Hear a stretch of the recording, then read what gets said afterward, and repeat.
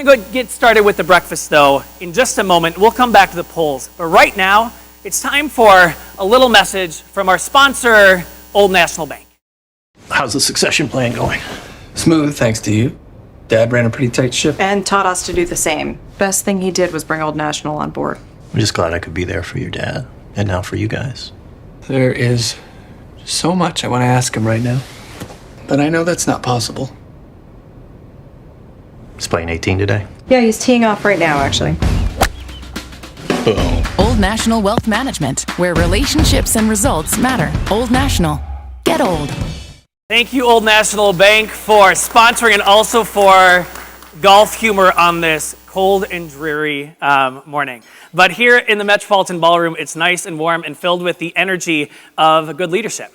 Right, this breakfast is fueled by all of you, right? By all of you who walk in to go ahead and consider how we are a dynamic force of good leaders who are improving the way organizations perform because they know that goodness pays. As many of you know, if you are a native Minnesotan, right, it is MEA weekend, right? So our crew is a little bit smaller today, which I kind of love. All of you have chosen in a week where things are a little bit out of the flow to be here to stir up the energy this morning. My name is JC Lippold, and it's my honor to be back in the role of host this month.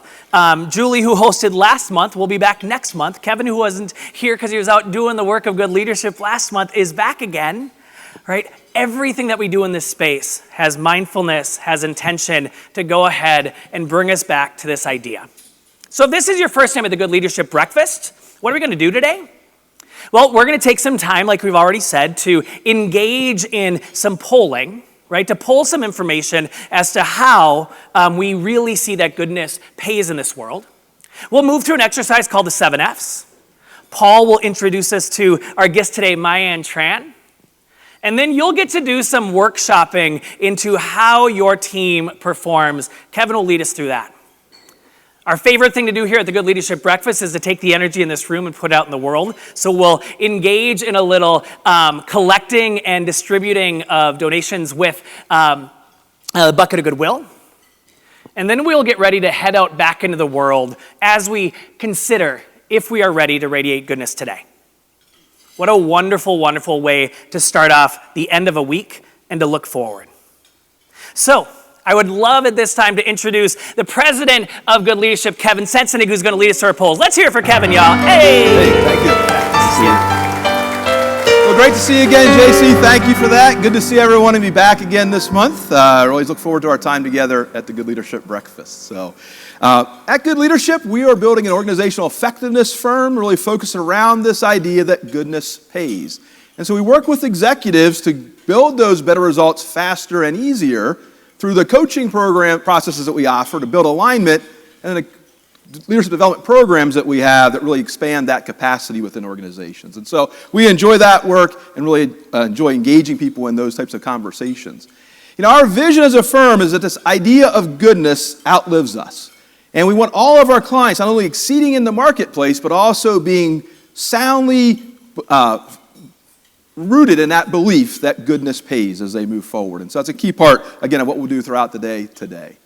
So as JC mentioned, we like to do the polling piece. It gives us an idea of what people are thinking in the room. We like to see what others are thinking outside the room and give you some sense of comparison. So last month, we asked 3 polling questions. Let's just kind of review those quickly. Then we'll move forward into our polling for this month.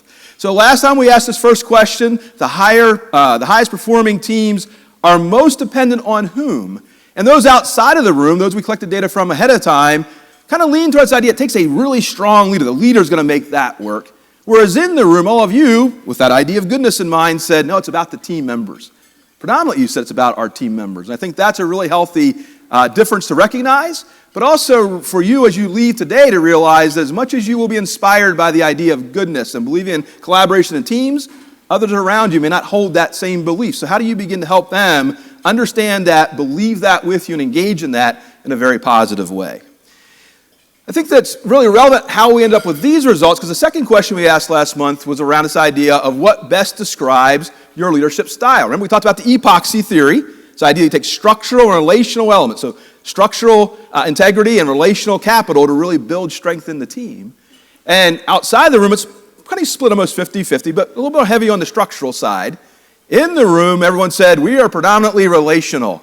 So that goes back to why we believe in the team being the key that drives our team forward, rather than that one superhero leader making that work. So kind of an interesting way to think about that diversity in our thinking versus others.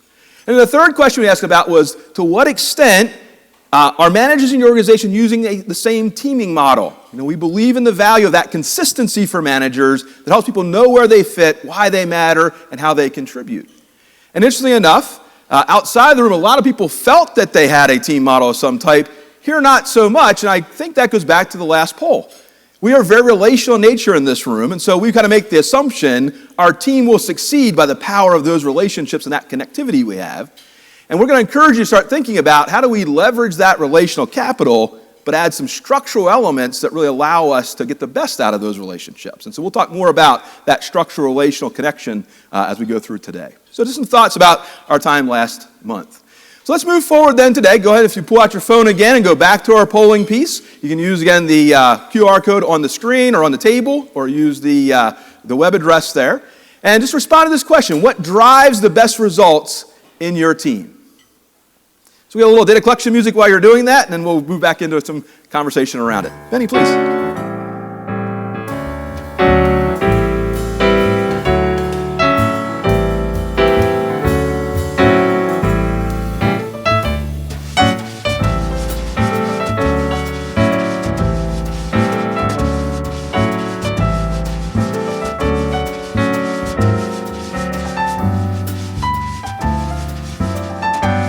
All right, thanks, Benny. Appreciate that. It looks like everyone had a chance to kind of get that in there, get their vote in for that. Before we look at our in-room numbers, let's look at what we found from the outside group of managers we polled around this question.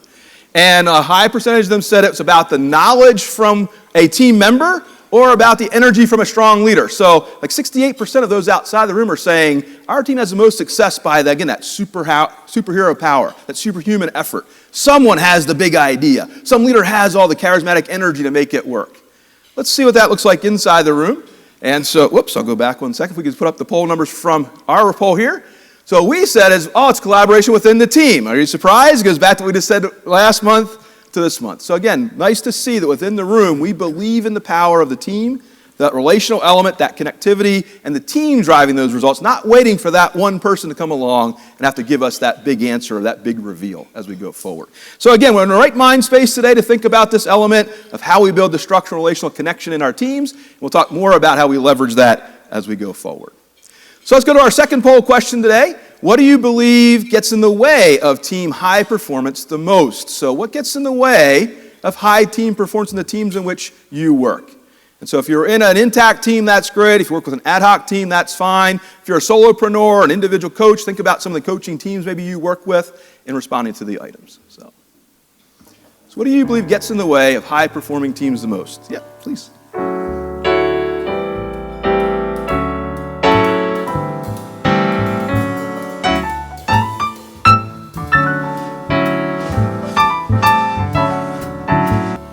All right, thank you again, appreciate that. Let's take a look at what we found when we asked this question outside of the room today. And what we saw here is about 68% of individuals don't feel they're thriving in their team very well. Because we don't have the, if we can go back to the other one real quickly, please. There we go.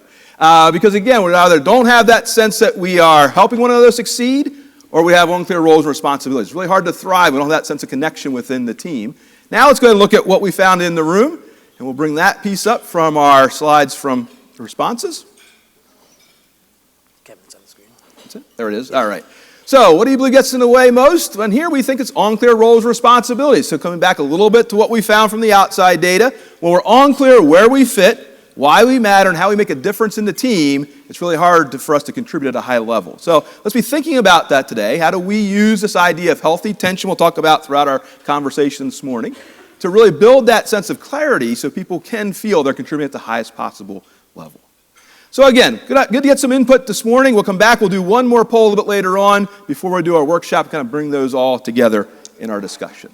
Before I exit the stage, real quickly, again, we've done some excellent research over 3 years on this concept of goodness and documented that in our book, How Goodness Pays. If you're here for the first time, or maybe have not had a chance to do so, please go to info@goodleadership.com. Provide us with your name, your mailing address, and request this book, and we'll be happy to send you a free copy so we can be part of spreading the idea of goodness in your organization and throughout your life. So please feel free to reach out to us for that. We'll try to provide that as we go forward. So with that, I'll turn it back to JC. We'll keep things moving, and we'll go from there. Thanks, JC. Awesome. Thanks, See you in a few Kevin. minutes. So it's time for us to do our most favorite thing, and that is to take our intentions for today and our aspirations for tomorrow and to put it into action. So in your favorite hardware store, this may be Mark Bergman's handy paint pail. Here, it's the bucket of goodwill. So your opportunity today is to consider how good your life is, where you see goodness showing up within your work, within your life, how wonderful it is to be here at the Metropolitan Ballroom this morning with each other, and to monetize that and drop either a check, some change, some cash, an IOU, or to open up that online bank account and use the QR code to go ahead and make a donation that way. So, step one, put some money in the bucket. Number two, drop your business card. If you don't have a business card, you'll see some little good leadership cards on the table. You can write down your name and contact information. Because what's going to happen later on is Mai-Anh is going to draw a name out of the bucket, and whoever that person is going to get to donate the money collected in this room today to a charity of their choice. And the Handy Paint Pail crew and Mark Bergman are going to double the amount that you raise today to go to your charity as well. Since the inception of the Good Leadership Breakfast, $419,000 has been raised and given out to 95 different charities. And if you think about that, it's finding that pattern of doing something good and seeing how it multiplies again and again and again.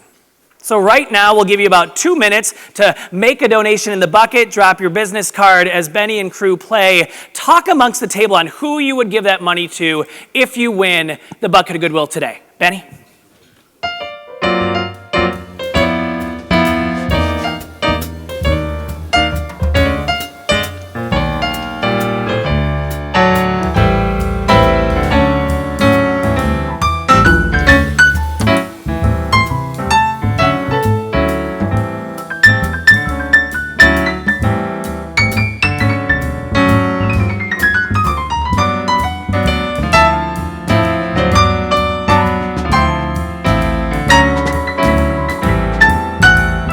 Well, I can feel the goodwill being stirred up in this room. If you haven't finished making your donation yet, the buckets won't be collected for a little bit, so keep making sure you get that done. But at this time, I'd love to introduce the founder of the Good Leadership Breakfast, an informed optimist, a contrarian who pushes back on the bad news bias in the media, and a really wonderful leader in the world of organizational effectiveness. Please join me in welcoming the founder and CEO of Good Leadership, Paul Botts, to the stage, everybody. Thank you, JC. Thank you. Good start. Appreciate it.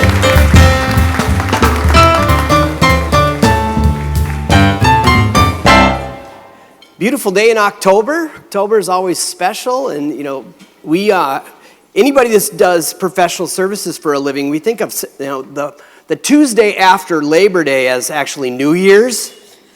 Because we all know what happens, right? Everybody wants to catch up from the summer and get ready for the next year, and it's always great to be here in October. I appreciate you being available to us during MEA, because everybody says no one will show up at MEA. Well, that's not true. You're here, so thank you. We really appreciate that. On November 1st will be the 14th anniversary of Good Leadership. And wow, thank you, yeah. And talk about how time flies. Lately, I've been thinking a lot about how much our society has changed and how we're living differently now. And if you really think about it, I encourage you to really think about what you were doing 14 years ago and what the conveniences in your life were and how did you get things done. And you throw a pandemic in there and all sorts of stuff, and things have really changed. And here's one thing that we've noticed in the work that we're doing with our clients. Well, I know that when I was getting out of college and going to business school and studying how organizations work, this is what we were taught. We were taught a hierarchical model. Chain of command, know who your boss is, understand who your peers are, and that accountability was a rules-based concept. In other words, just do what you're told and everybody's going to be fine. Well, we know that idea has mostly evaporated, And we've shifted to what we call a goodness culture. And the work that we're doing with organizations is to help them make this transition faster. Because if you go slow, it's painful and confusing. And you start looking at it. So I have 3 adult children who are working their way into the workforce. And I look at this chart and I say to myself, which side of the chart do I want them to work on? Duh. The problem is that we haven't really figured out the accountability concepts on the right-hand side. You're going to hear us talk about this a lot more. We've got a research project coming next year, and this is where most of the work that we're doing in our client organizations is now. We did the theme of the the spring series was all about how to win with a goodness culture. And if you didn't get this research paper from last spring, just send me a note, Paul at Good Leadership, and we'll send it to you. It's out there on our website as well. And it's the foundation for what we're building on for now, for this season. And what we're realizing as we're diving deep into the goodness culture, the right-hand side of that slide, if you're interested in that as part of your driving culture, there are 3 things that you have to get right. The first thing, if we have a teams of teams culture expectation, where people are collaborating back and forth, the teams at the top need to be aligned. And as simple as this sounds, because if they're not aligned, everyone suffers through confusion and all sorts of stuff. But we've been surveying with a tool called Team Momentum Survey for 13 years, and we can tell you that the first time we survey, only 54% of the teams that we talk to are aligned. So that makes this pretty challenging, actually. The next thing is that if you're expecting people to play well together and get along on all sorts of different projects, it's easier if you teach them the same teaming methodology. We heard that in the research that Kevin did here earlier, and we're learning that this item number 2 is really about manager consistency in your organization.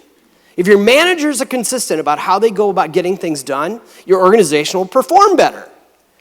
And then finally, this is the one that's the hardest when we work with executive teams. You've got to be intellectually honest about thinking about your organization and the strategy you have and the environment you're working in, and understand which roles in my organization are mission critical. They absolutely have to perform. And then we have to analyze, do we have A players in those positions? So you think about this, if you're moving to a very collaborative culture where hierarchy is not nearly as important as it used to be, you don't really know where your employees are taking clues from in your organization. They know, and if they're looking at people who have really important jobs to their success and they're not A players, you got a problem. And it's the hardest part of the work that we do, but when we nail these 3 things, we'll show you an organization that's firing on all cylinders and winning, and that's what we think is super fun. The series theme for the fall here now is good leadership as a team sport. You've heard that a number of times before, and I wrote this book with the help of all the coaches and things in good leadership and people. And it took me 5 years to get it done because we just kept refining it and refining it. And my favorite story in the book has the subhead, Harmony is the Enemy of High Performance. So the signature story is about a woman named Adriana. She grew up here in the Midwest. She went off to the East Coast for business school, and she was thriving, was very, very successful for about 20 years in an East Coast company, and then was invited to come back to her hometown where she grew up and where she interned in college to run one of their signature businesses. It did not get off to a good start. She had learned a style that just wasn't that immediately successful here in the Midwest. And what's interesting about it is we had to teach her this concept. She needed to understand how to embrace people in decisions and discussions that were really important for the business in ways that they perceived them to be healthy. And we all know we've got this layer in our society that's called Minnesota nice. Even though this wasn't a Minnesota company, that concept was very much alive in their culture. Ultimately, she succeeded, but she had to learn some things, and the first thing she had to learn was this concept of healthy tension. So I'm going to invite Kevin back up here to find out how this concept is alive in your world. Kevin, you lead us through this next exercise? Yeah, so if we go ahead and go back to the polling and look at to what extent do you believe the tension in your team is healthy? A few things there, we'll get a little data collection music for that poll.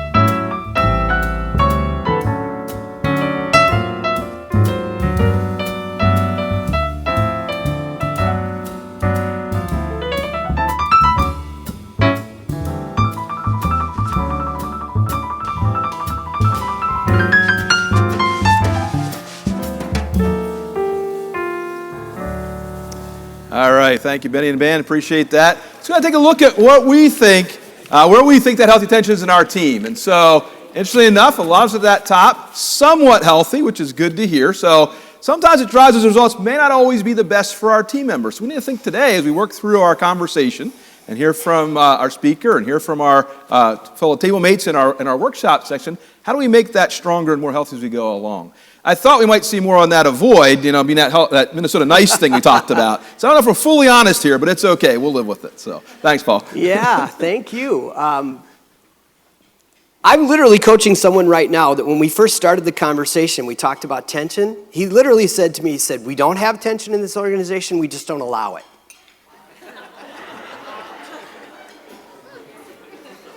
Out-of-body experience. We're working on it. We'll just say he's getting a little bit better, okay? So here's what happened to Adriana. She walked in and said, I expect you to collaborate, I'm big on accountability, and I expect there to be some resistance. And this organization was based on a very old-fashioned way of running things, and the top executives literally were taught not to work together. You got your area, you got your area, you got yours, and if you guys all hit your things, we're all fine. And it was that way for about 25 years. So she came in and really rocked the place, and it wasn't very harmonious for a while, and people were not getting along. What we learned in doing some of the research is that the old CEO was all about frosting. Sugar, sugar all the time, smoothing over all the edges. As long as everybody was getting, along, we're going to be just fine. Well, results had suffered for 4 years in a row, which is why the old CEO is not there, and the new one, Adriana, was there. Problem with Adriana is that she was all about baking soda and turning up the heat. She did not have the ability to meet these people where they're at and kind of move them through from an emotional standpoint. And what's really fun about this story is there's a concept that those of you who have been to the Good Leadership Breakfast many times before have recognized, and it's called the 7F's wheel. We use the 7F's wheel to teach her the relationship side of the epoxy theory. So you heard Kevin talk about this earlier. We believe that high-performing teams have an equal amount of the two chemicals, like epoxy.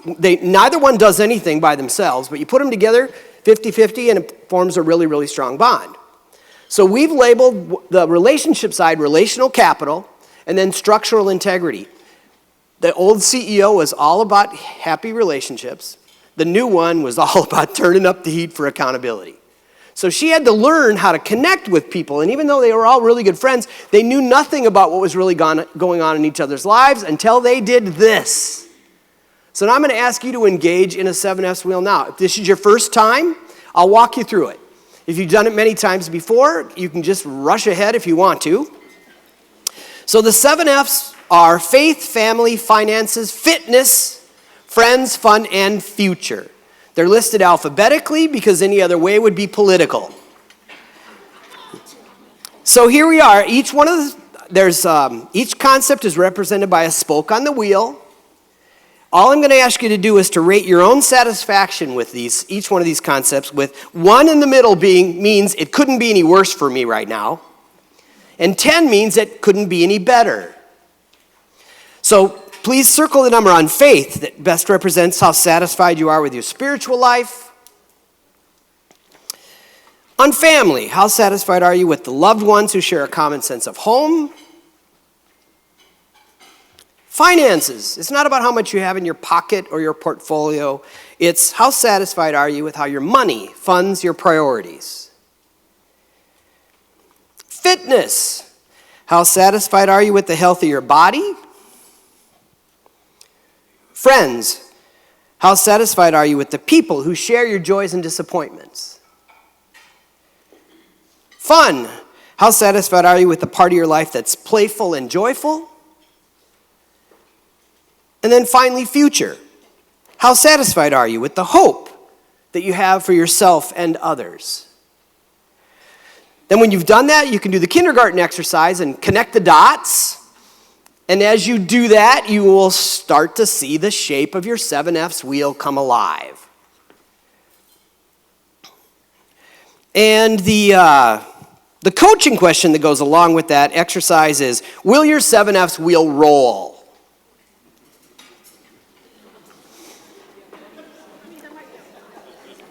So if you gave yourself all threes, it would roll. But that would be exhausting. So the wheel is the symbol of momentum in physics. And we all know if you have a wide, expansive wheel, it'll roll a lot easier than a small one. So what was fascinating about this exercise is these people that Adriana inherited had been working together for 12 years. They knew each other, but they didn't know each other.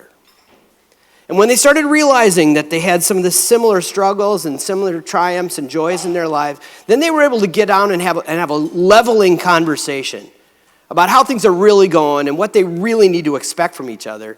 And so much so that they decided to redo the 7F's wheel every Friday at their operating meeting. Because commitment is all about what I'm willing to do because I believe in what we're trying to build together. So in order to get the kind of commitment she needed to learn how to use the relational side of things and let the structural kind of take care of itself.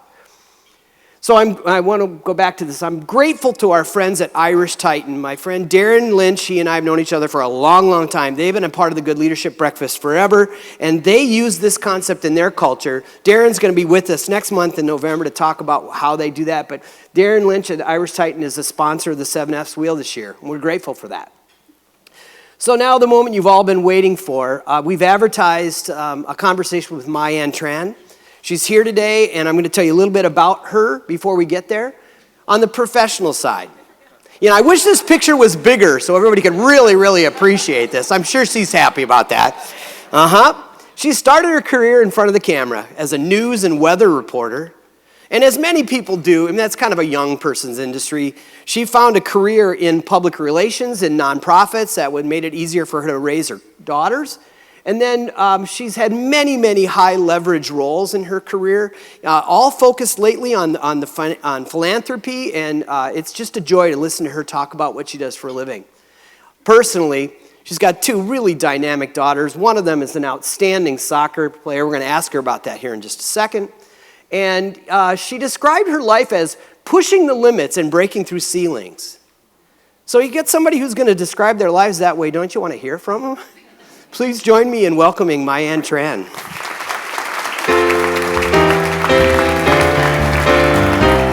Beautiful. Thank you.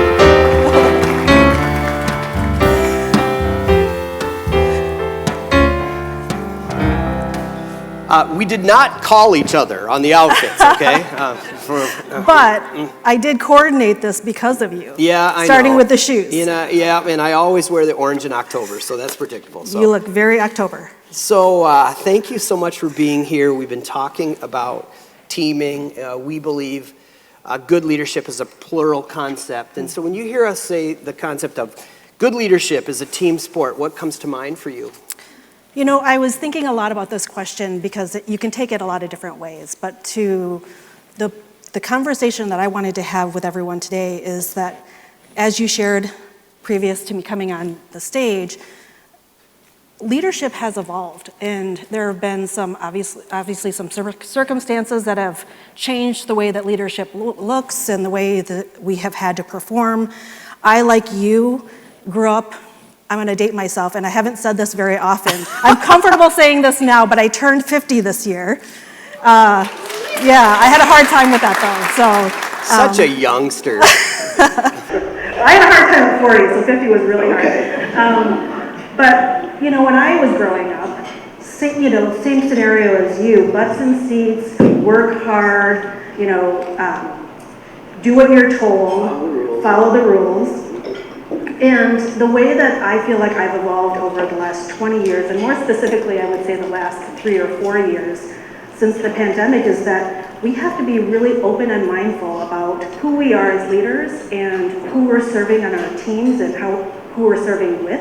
It's not a for people, it's a with people now. So that concept of working with your team, I feel in good company because 88% of you all said that you're relational. Great.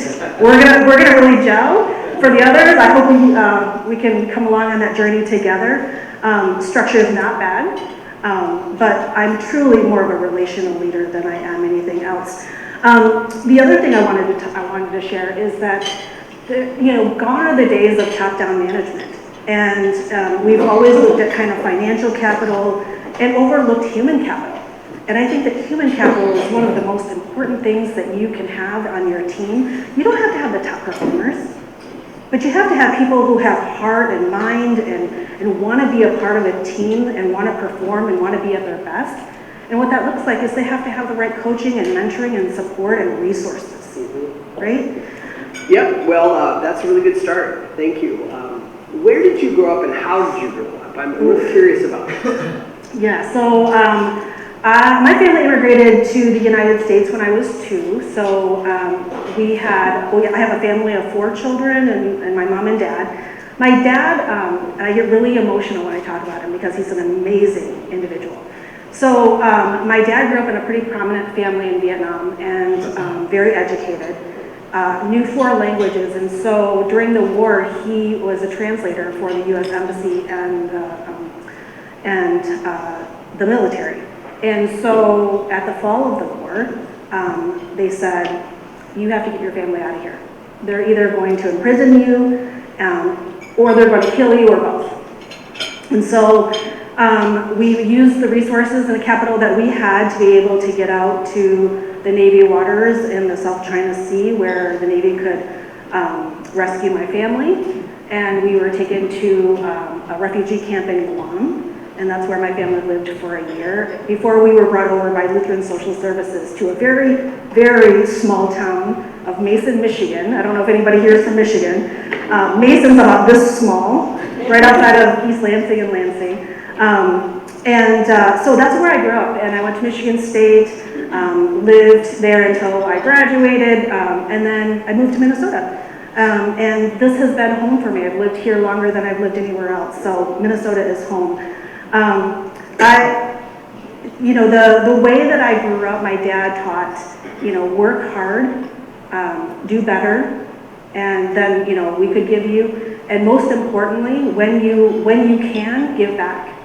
That was really imperative, is to give back. So that's a little bit about just kind of my background and how I grew up. Yeah, it's fascinating and never ceases to amaze me. I know a little bit about the stories of everyone who comes and sits in that chair, but something different comes out every time we're up here. So I really appreciate how you told that this time. I really did. So looking back on that journey, we have these things we call pivot points that we encourage people to identify and appreciate. It's when your career or your life went one way and got thrown back in another and you realize, hey, that was good for me. So what are some of the pivot points that happened in your career? Well, I think you pointed to 3 major ones, and I want to talk a little bit about those 3 pivot points. So I thought I was going to be Connie Chung. That's who was, those who know who she is.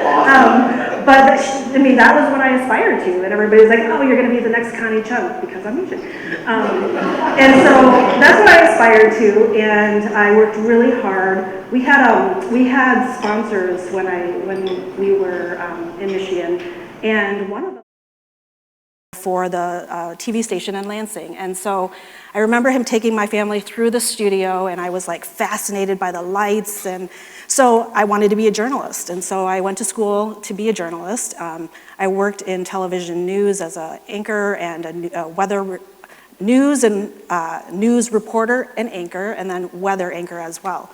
And I did that and learned the worst and poorest type of leadership I could possibly ever experience.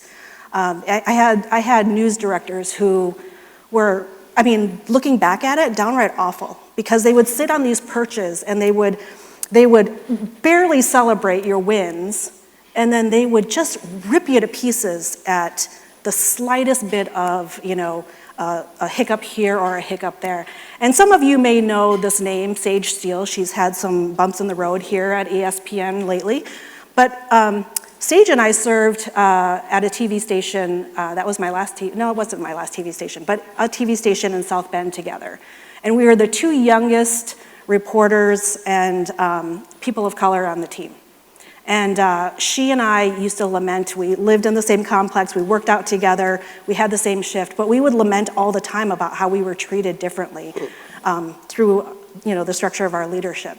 And I will tell you, I will never, ever put anybody through that on my team, because that was the most awful experience. Now, looking back at it, right? I had something to learn from. So we always have to take some of these losses and turn them into wins.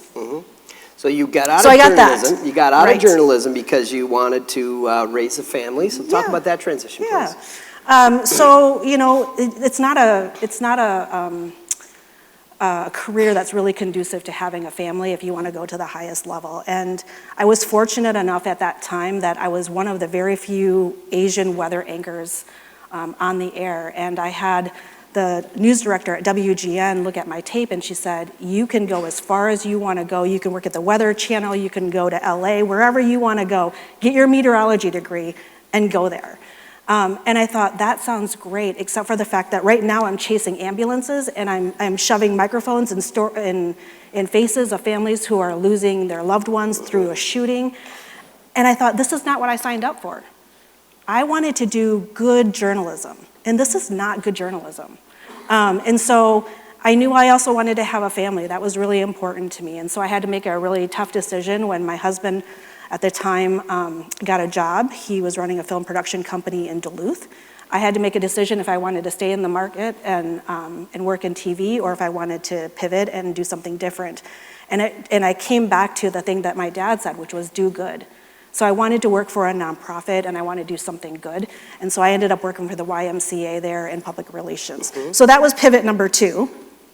And then I spent most of my career here in Minnesota, in the Twin Cities, being part of teams, leadership teams and executive teams, and leading nonprofits, which by and far is one of the most amazing jobs. It's a hard job, y'all. I mean, if you have nonprofit friends, I mean, hug them every day. It's hard. Hug them every day, okay. It's hard work.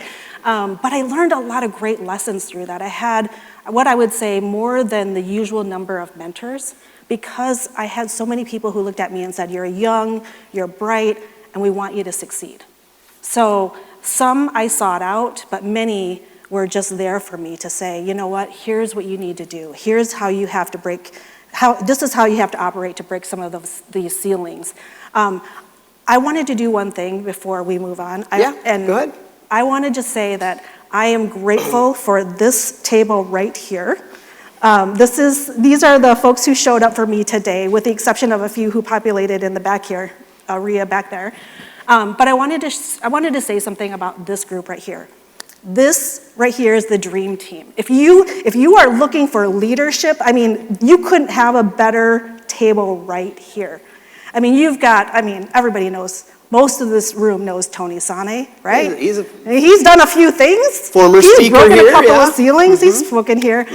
Tony has, and many of these folks have assembled great teams. Again, not always the best and the brightest, but people who had a ton of heart and passion. And they have been able to grow in ways that, I mean, none of us in this room have been able to grow.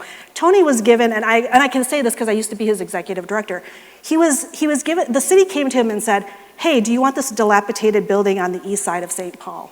And he's like, yeah, I will, I'll take it. And what he did was he used his capital and his leadership, and he went out to people and he said, you know what, these kids on the east side of town, a lot of these refugee kids, they ought to have the same opportunities as the kids who live in Wayzata, Orono, and on the West End, right? Like, why not? Why shouldn't they have that opportunity? And so a lot of great people in this community, in our state, have invested in him and invested in the community. And now if you haven't driven by Conway Community Center, definitely do. There's like 500, multi-sport fields, a huge dome, probably the largest, I think, in the state. And you have, everyone from, toddlers to the elderly coming together to that center to exercise, to network, just to be in community. The other folks I have to do this, I just have to. You've got Russell Betts at the Minneapolis Foundation, who's doing great work with donors, similar to what we do at the St. Paul, Minnesota Foundation. Todd, he is like my greater Minnesota guy. He is out there working with all the smaller community foundations in greater Minnesota on behalf of the St. Paul, Minnesota Foundation. Malik, he's all of like 20 years old, you guys. Not really. Yeah. He's older than that, but not by much. And this guy is leading the charge on building right now the largest community center on the north side. So if you haven't been through V3 Sports and what they're doing over there, you should definitely check that out. You've got Gabe, who's an executive, former executive of a bank and an entrepreneur. And Andrea, I mean, okay, so there's a little bit of conflict of interest by me saying this because I'm on the board. I just joined the board as a community member. But my daughters play soccer. She's out there breaking ceilings for women and soccer. And, you know, we created the Minnesota Aurora, which is our pre-pro team that's going pro, hopefully. If you know people, we'd like to know them. If you know right? people. Yep, it takes money to do this. And then you've got Damon, who's over at St. Thomas, you know, every day working to secure scholarships for young people of color to be able to attend a school like this great institution of St. Thomas. So I wanted to do this because these are leaders in our community who are building people around them, building the capacity of people, bringing them in through that whole relational and structural, those elements, and making sure that they're taken care of and they're supported and that they become leaders in the future. But these are the leaders in our community right now who are just doing amazing work. So I just want to make sure that we honor them. And then also Aria, who is my director of philanthropic services. She's leading an amazing team, and we'll talk a little bit about that team. I know we have some questions around that. This might be the next slate of speakers. I mean, right? Here, right? right? Yeah. Each one Let's of give it up for the them table would be- here. Yeah. So you heard us talking about teams of teams. Yeah. That seems to be where our society is going. You talked about all the different executive teams you've been on. I know you have a lot of teams you have to build to execute what you do in your job. Right.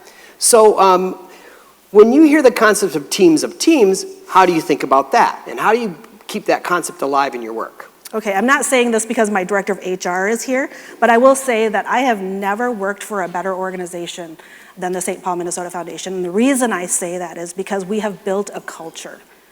Rhonda has led us to build a culture, and Anna has helped us build a culture of teams. Because we've identified what doesn't work, and it's that hierarchy. And what we have said is, through our CEO, Dr. Eric Jolly, we are going to really work on equity and laying a great foundation for each team to be successful. There's rarely a job out there that we all work in where you're not working cross-functionally, that you're not working with other teams, right? There are so many jobs now that you have to be able to communicate and support other teams within your organization. And that's what we've done, is we've built this concept so that everyone on each one of our teams, whether it's finance or community impact or philanthropic services, that we're all operating on the same level, the same foundation, and the culture around that foundation is strong. We honor people where they're at. You mentioned that. We honor people for the skills that they bring. I mean, I'm not the smartest person in the room. I know that. But I have a lot of smart people within my team and their teams that are doing amazing work. And if I can help build that capacity and provide that structure and allow them to innovate and allow them to be a part of the solution and have a voice, your teams have to have a voice. If they don't have a voice in what they're trying to achieve and the goals and the KPIs and the metrics and everything you are expecting of them, then you're just gonna get mediocre work. But if they have a voice in what they're doing and where they're headed on this plan, they're gonna succeed. Everybody wants a win. Everybody wants to have that high of a win, right? Nobody wants to just, well, not nobody, some people do. They just want to do their job and, be done. But for the most part, high-performing teams, they want some structure. Yeah. We saw that in the poll, right? What are the roles and responsibilities? What am I supposed to do? How do I lean in? I talked to you a little bit about the RACI model. It's, a project management. We're going to get there in a second. Okay, Let's go all to right. your success habits. Because, Okay. So one of the things that we do is we want to give back to our speakers in the context of their leadership. And so part of the way we do that is we do some coaching to help you get ready for your speaking here. But we also interviewed 3 people who know Mai-Anh really well.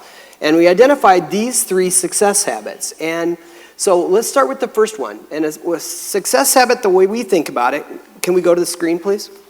The way we think about success habits is these are the things that people have observed that she does over and over and over again that make her really successful. And if I worked for you, I probably, if I went on to lead something else, I'd probably do these things because I learned them from you.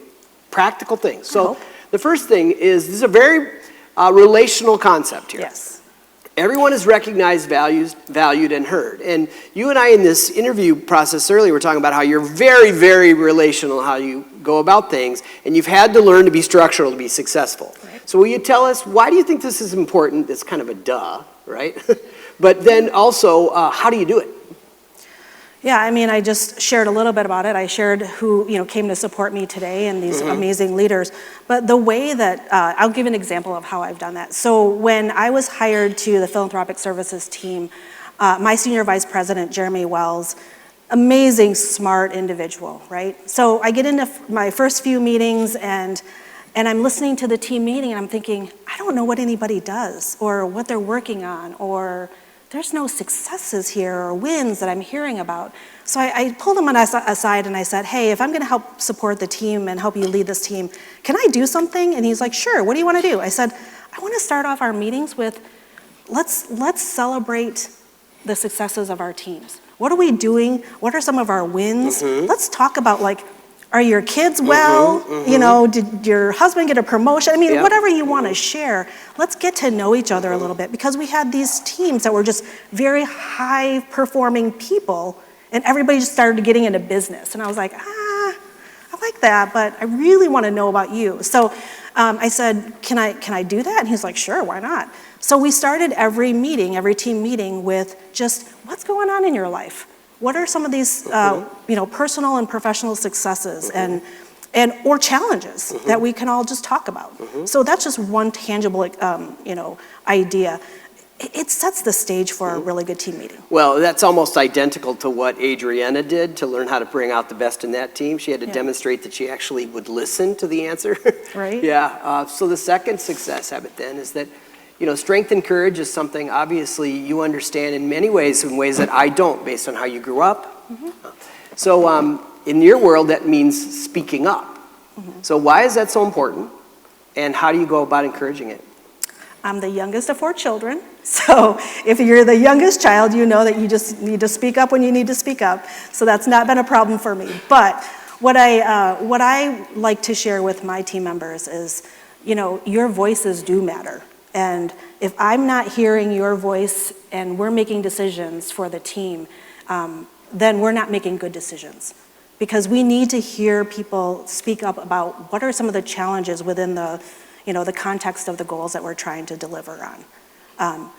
If we're not hearing from individuals and individuals in their seats and the way that they're performing as part of your team, then you're missing out on some really, really critical decision making, because you're going to run into some really big issues if you don't know what's happening from the team right up front. So I encourage people to speak up, and I also encourage people to take the leadership role.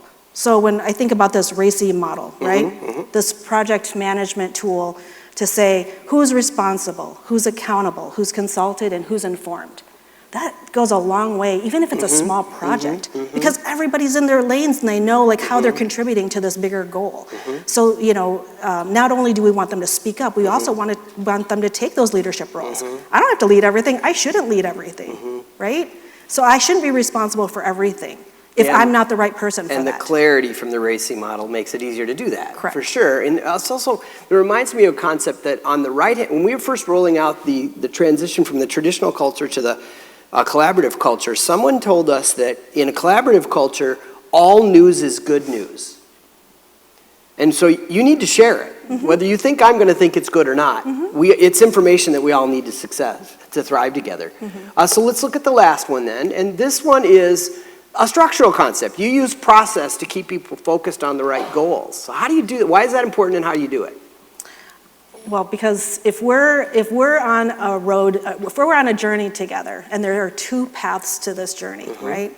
There's the straight and narrow path that has the paved way. You can take that straight and narrow path. And then there's also this other path that you can take where there might be some scenic routes, and you can, and you might, lose your focus for a minute, but then you refocus and you keep going. You still get to that same goal. And so when you think about the process and focus on goals, I mean, everybody needs to know what the plan is, and everybody needs to know what is expected of them. And that's really, I mean, I know it seems very simple, but when you think about, when you talk about, when you talk to your team members on, in their one-to-ones, it gets very crystal clear when they don't know what it is that they're supposed to do or how they're supposed to participate.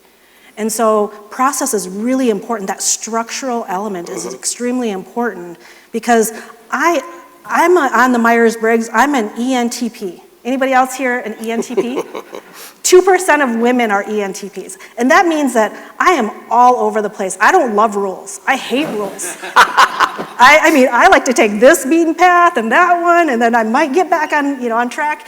But I'm trying to achieve and solve challenges in unique ways. And so I have to be really careful as a relational leader and manager that I don't go all in on that. I can't be all in on that because if I'm not giving clear direction on what I'm thinking and what the organization or the company is expecting of us, then I can get everybody else, we can just look like this versus, this. Okay. And so process is really important. We have to focus on that. Yeah, and introducing process into a team that's used to a relational style creates a lot of tension.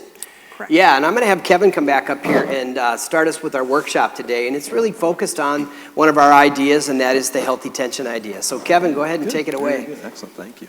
Thank you, Mai-Anh. I really appreciate those comments. I really like that last thought about sometimes we take the unbeaten path, right? We got to figure that out. Yeah. So how do we lean into that healthy tension and find that voice? That second success habit is really powerful there. How do we find that voice and speak up when we need to really drive a team forward and make us all thrive together? So that's what we want to talk about a little bit now when we think about this idea of building healthy tension and leveraging that within our team to be successful. And so before we go to the exercise and the tool, I want to come back to something Paul said earlier about this cultural shift we're working through. How do we go from that very traditional hierarchical rules-based accountability over that goodness culture of teams and shared commitments accountability?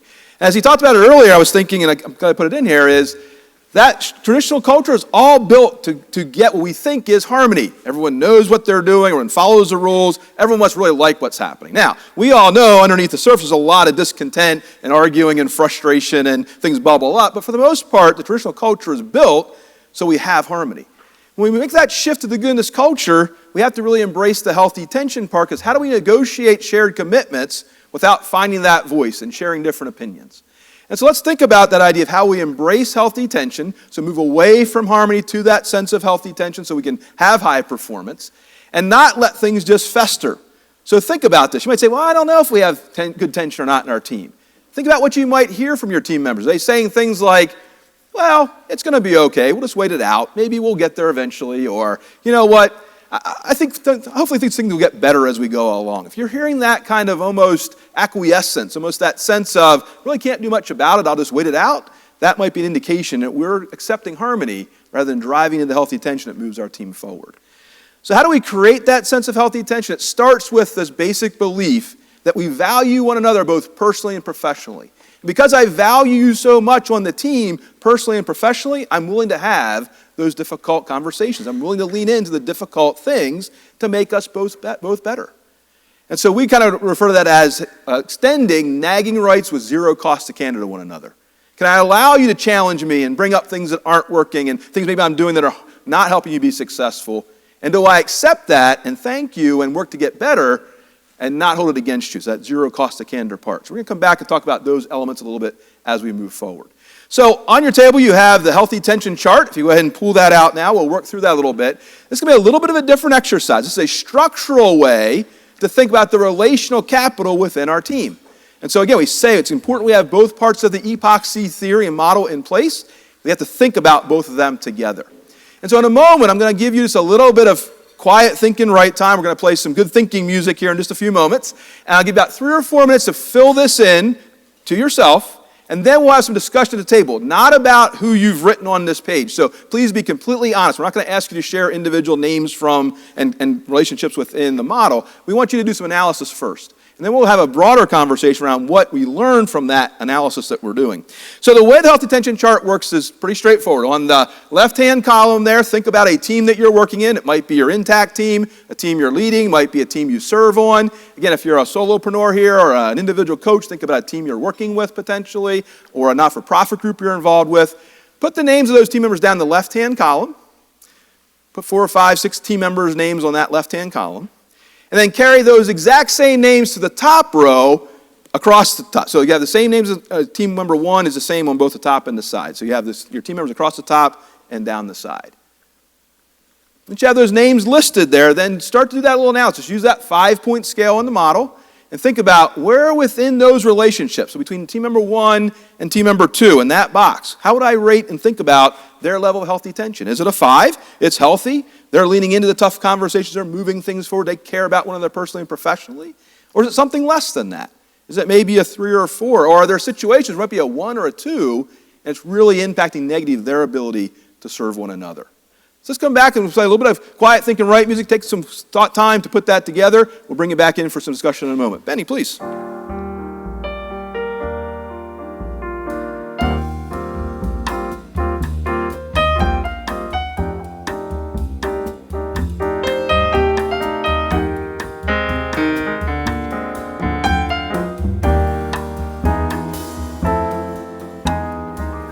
Looks like most of us had a chance to kind of get through the first view of that. You may have a few more people to add in. That's perfectly fine. Starting to hear people start to talk, so I think you're kind of finishing up that first analysis. But hopefully as you're looking at that, you're starting to recognize, where do I have individuals who are strong in helping us create that healthy tension in a positive way to move our team forward? And where might there be some gaps in that, and areas where maybe we need to strengthen those connections and allow that healthy tension to build in a way that we demonstrate that care and concern for one another both personally and professionally. So at your table in a moment, we'll play some discussion music and allow you to talk about these two concepts. First of all, just share with those at your table, as you think about your model, who's a role model for healthy tension? Who do you look at in your team and go, they recognize and they utilize and leverage healthy tension so well, it makes everyone better? And why is that? And then secondly, in what ways, if we began to negotiate that idea of nagging rights with zero cost of candor, how would that enhance the healthy tension in our team and maybe take us to that next level? This is a big concept. I know this is a little stronger tool than we often do in this environment, but it's really important we think about it and are intentional in how we build that healthy tension. So we're going to be about 5 or 6 minutes. We'll play some good discussion music, talk about your tables. I'll be around. JC will be around at some point here, listening in a little bit. We'd love to hear your thoughts as we go forward. So go ahead, please.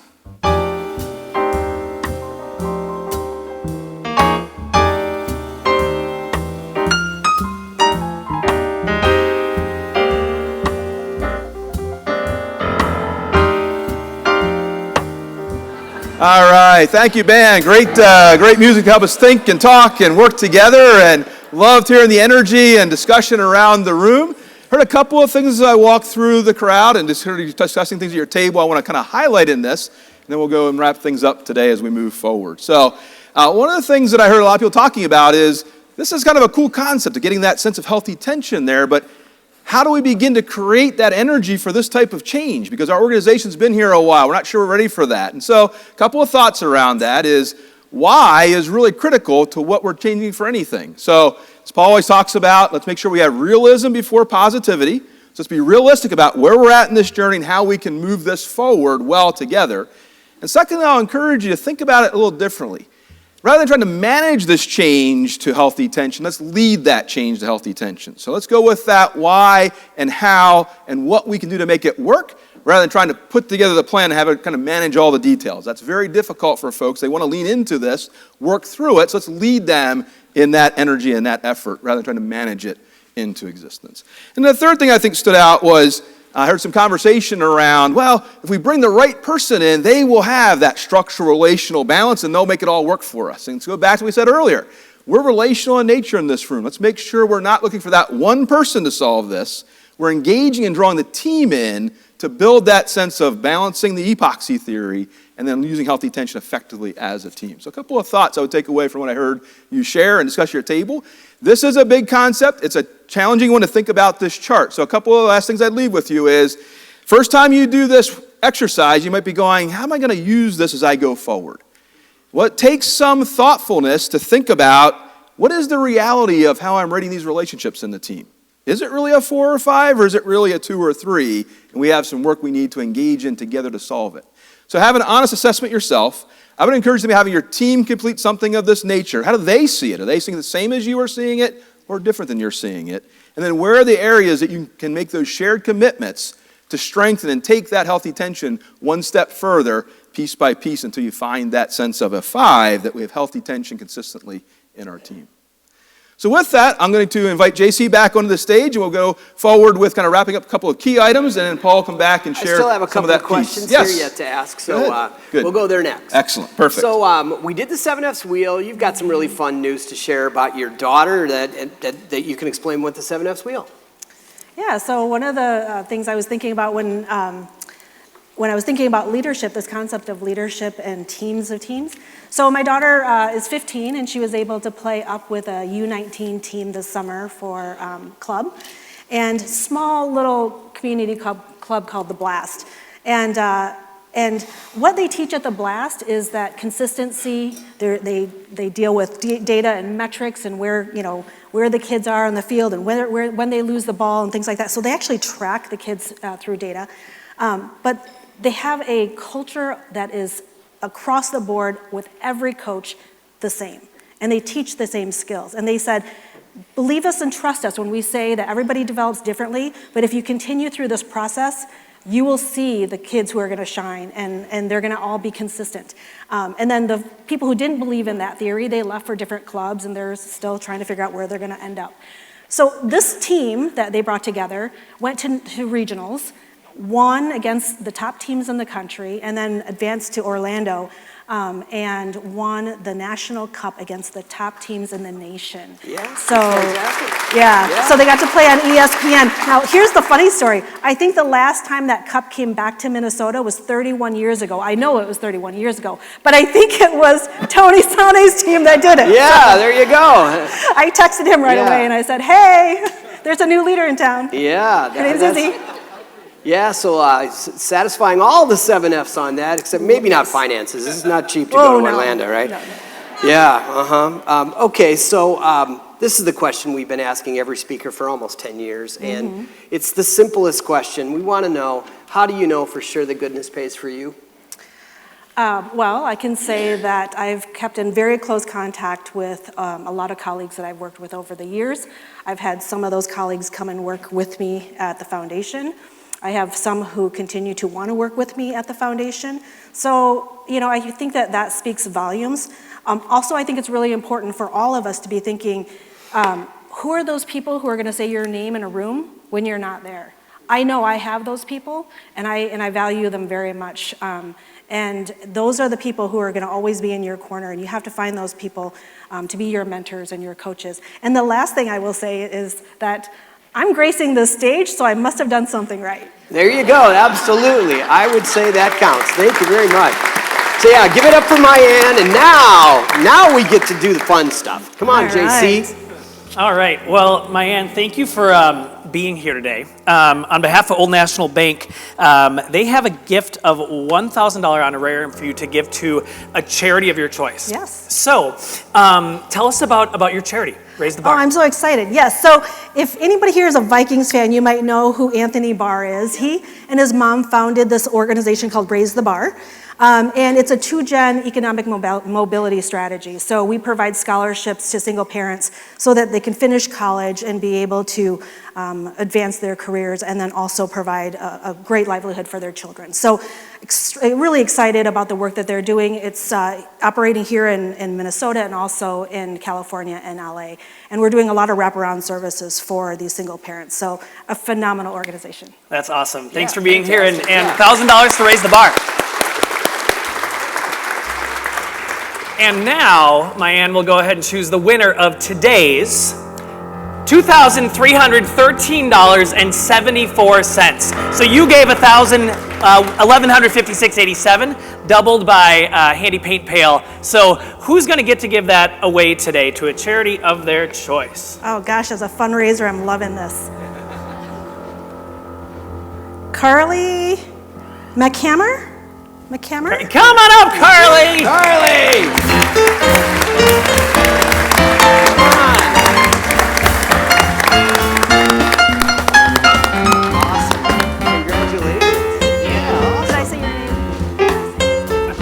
All right. Carly, if you want to introduce yourself, who do you work for? I work for Renovation Systems in Plymouth. Awesome. And who yeah. are you going to give the money to today? Second Hound Rescue in St. Louis Park. Love it. Cool. Thank you. Awesome. I'll take that. So don't go too far, we'll take a picture. Carly, come on down this way. Okay. Mai-Anh, you can come down too. Let's give it up one more time for our speaker, Mai-Anh. Thank you. Thank you. You can go back. Thank you for being with us today. Thank you for providing the information on the research. I want to remind us of what we learned from Mai-Anh. We need to set up an environment where everybody's recognized, valued, and heard, and you can literally do that with the agenda for your team meetings. It's a structural technique that you can use to bring out that stuff. Second thing is, in her world, strength and courage means speaking up, and I think that that's a really good reminder. We have this idea in teaching that transition from the left-hand side to the right-hand side that all news is good news. If you want to thrive together with people, you're not going to withhold information of any kind. And so that, I think, is a really good way of saying it. Strength and courage means speaking up. And then finally, use processes to keep people focused on goals. We have this thing we call the public scorecard. It really works. If you want to know about it, send me a note. We're focusing on good leadership as a team sport with these ideas. Team leadership is how good leaders get results. We all know that nothing significant ever happens alone. Epoxy theory improves teamwork. If you have a style that's appropriately relational and structural, you'll bring out the best in the whole team. And then finally, the Minnesota concept here. Harmony is the enemy of high performance. We need to be able to create the right tension in ways that feel healthy for people, and that will improve your business results. Next month, we are going to talk to maybe the most successful CEO in Minnesota over the last 20 years. They have hit their sales goals. Public company, 92 quarters in a row. And when I talked to him yesterday afternoon, he expects he'll be able to say that they hit it for a 93rd quarter by the time he speaks to us in November. We're going to ask him, how do they create that spirit of winning and accountability? He's a fascinating dude, Archie Black. So you can also help me if you wish. We are doing a research project that's trying to bridge the gap between how long it takes to become an effective CEO and how quickly board members and funders expect them to become CEOs effectively. It takes a long time to be a really good CEO. We're working on what are the success habits, how can we shorten that curve. If you know a good CEO, you either work for that person or somebody you think I should meet, I would really appreciate the introduction. I'm having a blast doing these interviews, and once a year we're going to produce a report about what we're learning. Just send me a note at Paul at Good Leadership. If you don't have a copy of this book, back in the room on your way out, you can trade your name tag for a copy of the Good Leadership as a Team Sport book. We gave it away last month. We're going to keep doing that to people who don't have one yet through the rest of the season. And then also, if you're interested in any of these concepts we talked today, one of the best ways to get started is to just do a book study with your team. It's simple. And you start working on it, the survey's in there, some of these tools we've been talking about are there. Finally, I wanted to just comment on how satisfying it has been to continue this journey over 14 years. November 1st, we're 14 years old. When we started the breakfast, it was started because people, during the middle of the Great Recession, and a lot of our clients were just yearning to get together with people and talk about how difficult things were. We did it one meeting, and then people said, when are we going to do it again? And now we've been doing it again and again and again. Today's number 105. Next month is number 106. We keep doing it because for people like Shadi Alomar at Old National say, yeah, I want to sponsor it. I want to help you do that. And along then, we get all these other people who are like-minded. We believe in goodness pays. We believe in the idea of thrive together. And we don't want this message to die. We're making plans next year. We're thinking about producing a conference in November of next year. We're soliciting sponsor help. We're going to do some research on accountability. We just think this stuff is really important, and it seems like every single month we keep getting into things that are more and more important. And we can't do that without you. So we thank you for being here, especially in time during MEA. And next month in November is going to be a big room, and it's going to be exciting. If you don't have your tickets, you better get them soon because we know it's filling up really quickly. So this is when I remind you that we believe that the highest compliment for any good leader is you radiate goodness. So are you ready to radiate goodness today? Okay, we're going to do it one more time. So are you ready to radiate goodness today? Thank you very much. I hope to see you in November.